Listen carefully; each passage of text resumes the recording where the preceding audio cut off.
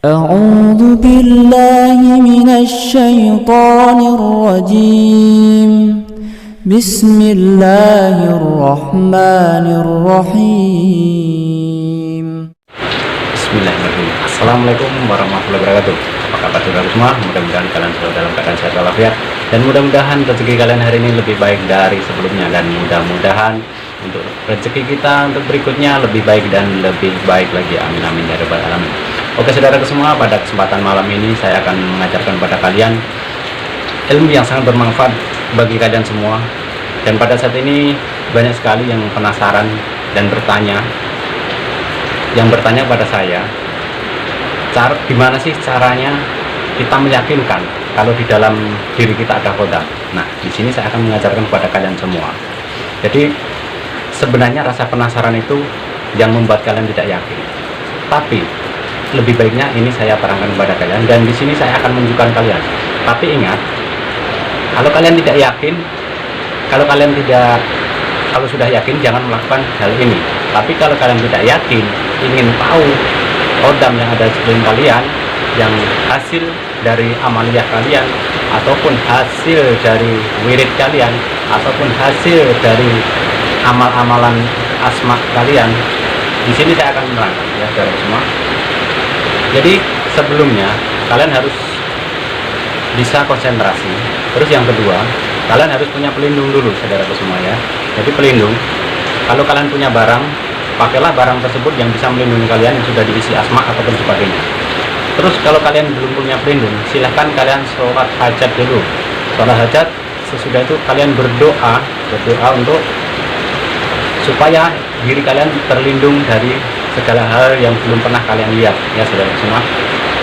Selamat mencoba, nanti insya Allah kalian akan melihatnya dengan jelas. Kalau tidak jelas, silahkan kedipkan mata kalian secara terus-menerus selama 1 menit.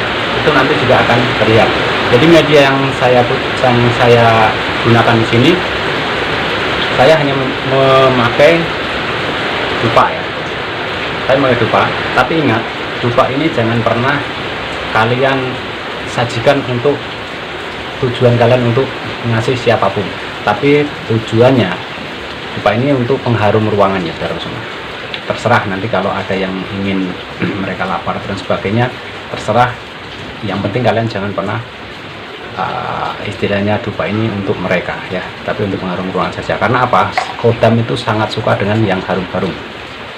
Jadi dupa yang saya pakai biasanya pakai dupa reborn ya, saya pakai dupa ini.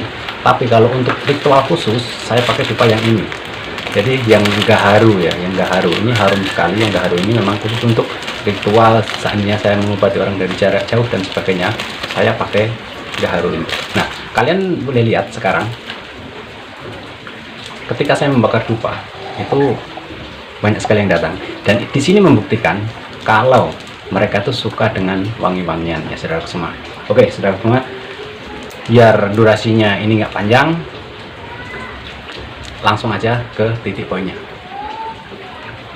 Nah, banyak sekali yang datang ya Allah ya. Oke saudara semua, Bismillahirrahmanirrahim.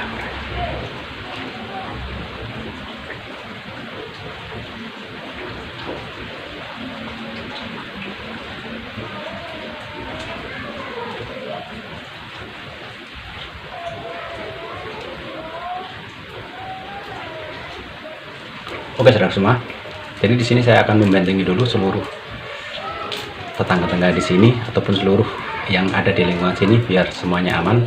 Karena ini yang saya lakukan ini nanti akan berdampak apabila ada yang datang bukan kodam ataupun bukan kodam saya, ataupun ada yang datang yang lain, tidak akan mengganggu mereka atau jin-jin jahat yang datang nanti tidak akan mengganggu keluarga mereka. Jadi seperti ini, kalau kalian ingin melakukan, kalian sholat dulu, sholat hajat, sholat sunnah, dan kalian harus berdoa untuk diri kalian sendiri dan untuk sekeliling sampean, untuk keluarga khususnya. Jangan sampai nanti ada yang datang dan tinggal di tempat sampean. Saya kalau ingin melakukan ini, sebenarnya kalau saya sudah konsen mengumpulkan seluruh energi, jujur aja kepala saya pusing. Entah kenapa dari dulu saya seperti itu ya. Nah, di sini yang perlu kalian wiridkan cukup sederhana sekali, dan kita baca terus tiap hari itu tidak, kalau saya, mohon maaf, kalau saya tidak pernah luput dari bacaan ini. Jadi silakan tangan kalian sesudah sholat ya, saya tidak meragakan sholatnya, tapi sesudah sholat kalian, tangan kalian taruh di tangan kanan, taruh di dada sebelah kiri, posisi tegak. Yang jelas kalian harus sudah membanting kalian dengan yang kalian bisa. Terus yang kedua, kalian harus sudah sholat hajat tersebut biar aman ya saudara semua. Kalau saya insya Allah di sini saya bisa menetralisir ada yang menetralisir yang ada di sini insya Allah ya. Jadi untuk kalian yang pemula, kalau memang mau belajar seperti ini, kalian harus sholat hajat dulu ya saudara semua. Tegak, tangan kiri di lutut. Jadi yang kalian baca konsentrasi, pejamkan mata, tapi dupa sudah dihidupkan ya. Kalau saya dupa pakai gelas saya masukkan di sini, jadi dupa ini nggak sampai habis, biasanya sudah datang ya. Dupa ini pendek ya. Terus kalian sesudah ini ya, nah ini awasi gerak saya, tangan ini menempel di lutut kalian. Kalau ada barang silahkan pakai tangan kiri. Kalau barang yang menurut sampean itu sudah ada kodamnya bisa melindungi kalian, tapi jangan didewakan barang-barang tersebut, hanya untuk rumah mereka ya. Silahkan pakai di tangan kiri, jangan dipakai di tangan kanan, nanti bentrok. Silahkan baca la ilaha illallah kul hatiku, la ilaha illallah kul hatiku. Terus itu nggak akan lama, nanti akan muncul, tapi kalian harus pakai wangi-wangian dulu, jadi kodam kalian nanti akan muncul ya saudaraku semua. Jadi penjelasannya seperti itu. Tapi ingat saudaraku semua, kalau kalian yang sudah percaya bahwa kalian ada pengikutnya, itu kalian jangan pernah mencoba seperti ini. Tapi kalian yang kurang percaya, karena di sini saya mengajarkan kepada kalian selama ini yang penasaran, di sini saya akan membuktikan kepada kalian. Nah di sini banyak sekali, tapi sayang nggak bisa terekam di kamera. Kalau di sini saya melihat kamera kelihatan. Nah mereka, bahkan di depan saya itu kelihatan. Tadi ada yang mau nampak saya tadi, saya tutup tadi itu jin yang paling rendah, itu genderuwo, jin yang paling rendah. Jadi mereka pun ikut datang karena mungkin di situ lapar ya. Jadi seperti itu saudara semua, jangan pernah takut dengan hal seperti itu. Karena apa? Kita itu diciptakan sudah derajatnya paling tinggi. Jangan pernah takut seperti itu. Kalau kalian takut dengan seperti itu, kalianlah yang akan ditakuti ya. Jadi ingat kuncinya itu, kalian jangan pernah takut. Dia tuh di bawah kita, bukan di atas kita. Jadi kalau seperti halnya kita bekerja, kalau kita ada atasan, kita segan dengan atasan kita.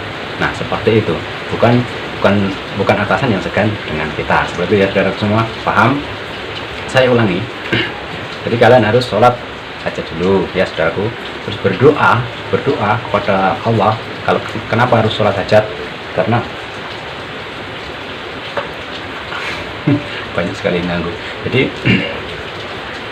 ada yang gerak-gerakan ini tadi, ada yang gerak-gerakin ini, suruh bakar lagi, cuman biarlah, nggak usah, karena di sini nanti depannya juga akan saya tutup. Nah di sini ramai sekali saudara semua.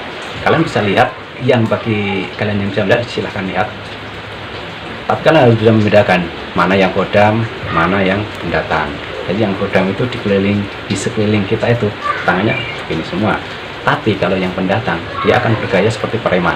Nah saudara semua itu ya, jadi paham ya. Saya ulangi sekali lagi, silahkan tangan kanan ditaruh di dada kiri, tangan kiri taruh di lutut, tegak badannya, netralkan senetral-netralnya mungkin, konsentrasi ya, konsentrasi. Sesudah itu kalian baru amalkan la ilaha illallah kul hatiku, la ilaha illallah kul. Terus ucapkan secara jangan di hati ya, di lisan. Nah di situ nanti kalian akan menemui kodam yang mengikuti kalian. Jadi banyak sekali yang protes dengan saya juga, kenapa saya selalu membahas kodam. Saya tidak akan membahas, saya hanya ingin membuktikan kalau kodam itu memang benar-benar ada mengikuti kalian.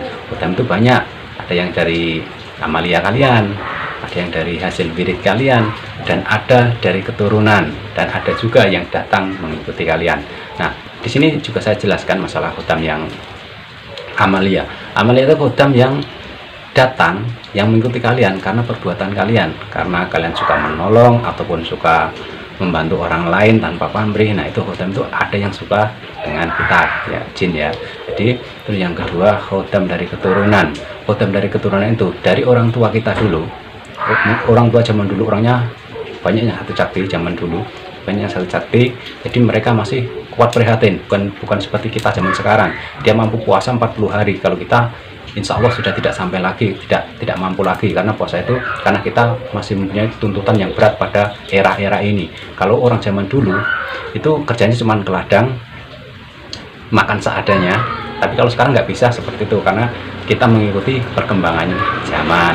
Terus hasil dari wirid, khodam yang hasil dari wirid itu ketika kita wirid, nah itu dia akan datang kepada kita. Kalau khodam itu cocok dengan kita, dia akan mengikuti kita. Kalau tidak, ya tidak akan apa. Setiap yang akan kita wiridkan itu pasti ada nama-nama khodam tersebut. Nah, mereka pun akan datang. Nah, yang paling berat lagi kalau ada khodam badingu. Khodam badingu itu khodam yang bisa menutup kita saat begini. Jadi khodam itu akan datang dan menidurkan kita. Rasanya itu ngantuk sekali. Nah, itulah namanya khodam badingu. Itu wujudnya seperti kucing ya, saudara. Di sini juga ada. Nah, yang ini pasnya. Nah, ini pas di mukanya ini. Nah, jadi saudaraku semua, kalian yang penasaran silahkan coba. Bagi kalian yang tidak bisa melihat, hanya bisa merasa, silahkan kedip-kedipkan mata seperti ini. Kedip-kedipkan terus. Lampu jangan terang-terang, usahakan pakai lilin. Kalau saya sudah biasa pakai terang, pakai cahaya ya. Jadi kalau kalian yang belum terbuka, usahakan pakai lilin aja.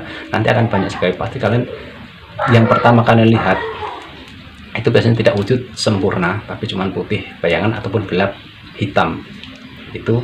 Nah, kalau kalian belum bisa membedakan, ya sudah, nggak usah dibedakan, yang penting kalian hanya membuktikan. Terus bagaimana cara menghilangkannya, biar itu hilang dari pandangan kalian, biar nggak terbayang-bayang terus? Itu bisa juga kalian begini, baca surat Anas 3 kali, sudah itu tiupkan ke telapak tangan, usapkan di muka. Baca Anas lagi 3 kali, tiupkan di jari ini, di jempol ya, tiupkan. Sudah itu cara menyilang, tutuplah. Jadi kalau membuka ke sini, kalau menutup ke sini, seperti ini ya. Tutuplah itu. Nanti kalian tidak akan melihat lagi. Ya saudara semua, ini mudah-mudahan bermanfaat, karena ilmu ini kubagikan kepada kalian semua yang penasaran apa hasil wirid kalian, yang penasaran apa yang ingin kalian belum pernah kalian lihat. Mudah-mudahan bermanfaat. Wa taufiq wal hidayah. Wassalamualaikum warahmatullahi wabarakatuh. Mohon maaf apabila ada kekurangan kata, dan mohon maaf apabila saya sudah lancang melakukan ini, karena saya tidak memamerkan, tapi saya ingin menunjukkan kepada kalian semua.